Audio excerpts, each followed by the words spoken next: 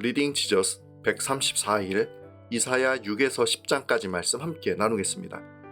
6장 선지자 이사야를 부르심. 이사야는 세상을 다스리는 하나님이 영광 중에 천상회의를 주재하시는 환상을 보았습니다. 거룩하신 하나님의 영광을 보게 된 이사야는 자신의 부정함을 직면하고 공포에 눌리게 되었습니다. 이러한 이사야에게 하나님께서 정결하게 하는 은혜를 베푸셨습니다. 그리고 이사야에게 세상의 소망 되신 하나님의 은혜를 선포할 자격을 허락해 주시고 하나님의 부르심을 받게 하셨습니다. 이사야는 하나님의 부르심에 순종하고 선지자의 사명을 받게 되었습니다.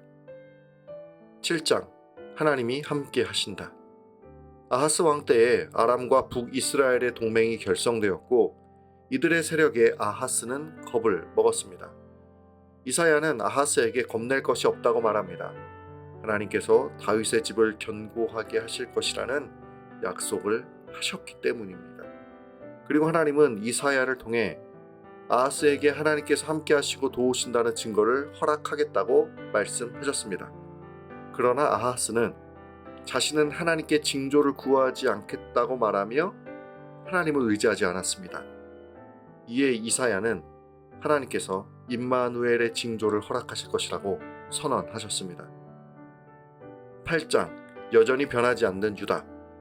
하나님은 이사야의 아들을 통해 유다를 구원하시겠다는 증거를 나타내 보이셨습니다.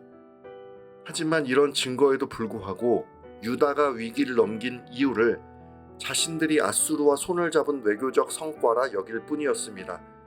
하지만 결국 유다를 압제하고 노력하는 자는 그들이 손을 잡았던 아수르가 될 것입니다. 이렇게 어리석은 유다에게 엄청난 심판이 찾아올 것입니다.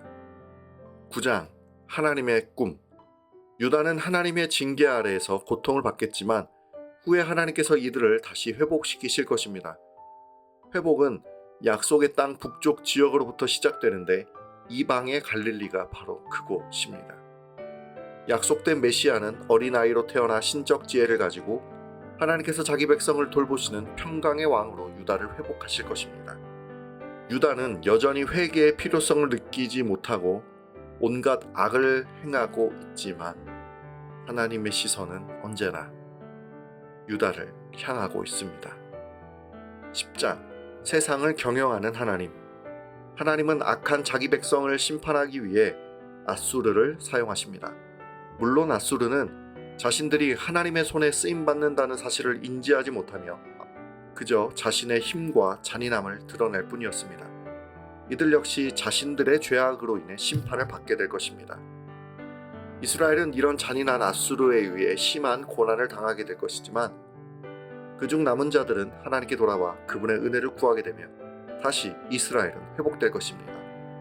모든 소망이 하나님께 있습니다. 말씀을 붙들고 함께 기도하겠습니다. 하나님의 손에 모든 것이 달려 있습니다. 사람과 민족을 살리시기도 하고 죽이시기도 하는 분은 하나님이십니다.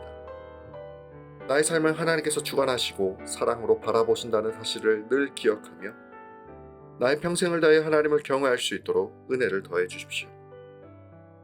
모든 죄악을 담당하신 예수님을 또한 바라보며 예수님 안에서 참된 생명과 평강을 누릴 수 있도록 오늘도 은혜를 부어 주십시오.